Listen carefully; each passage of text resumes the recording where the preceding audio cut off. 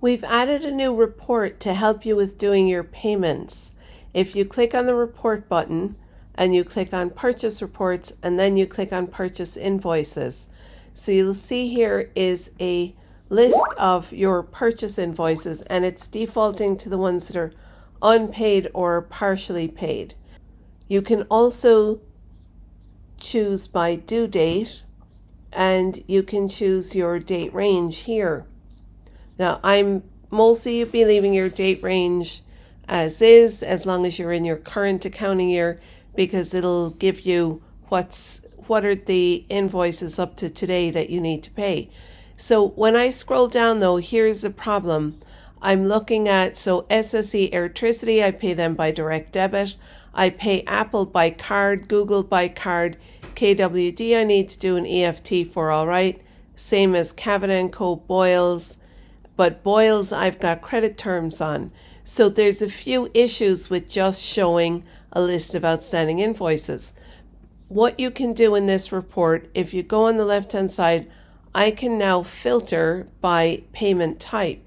So I only want to see my EFTs.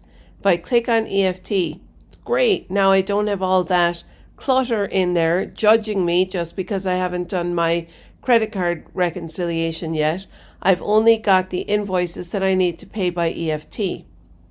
The other thing I want to show you is if you have credit terms with your suppliers, then you only want to pay the invoices that are due. So you can also filter this report by due date and click apply. And then you're left with only the invoices that are due right now. I also want to draw your attention to one other thing. Don't look at the total gross when you're doing your payments. Go here to amount due. See this little one here? Turns out that when I paid this one, I left off 20 cents by accident. So this is showing me 20 cents. So you don't want to go ahead and pay the entire invoice again by accident.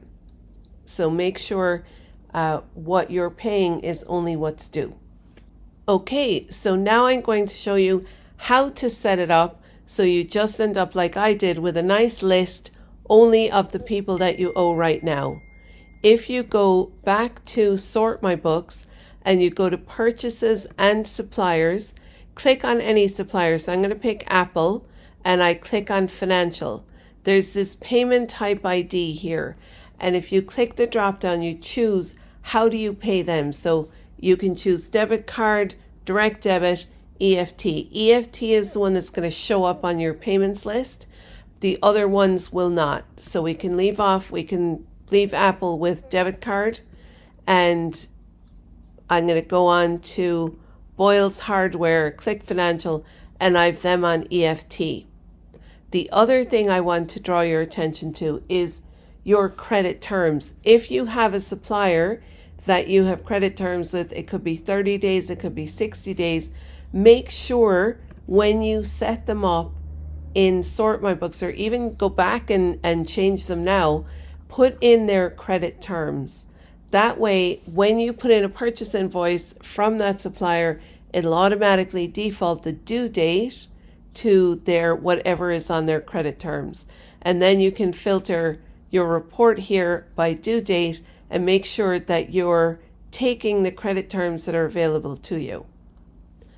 I hope this report is helpful to you. I'm already finding it super helpful for doing our own payments, and we will be adding something new that'll make payments even easier, and I'll stay tuned. That'll be coming up soon.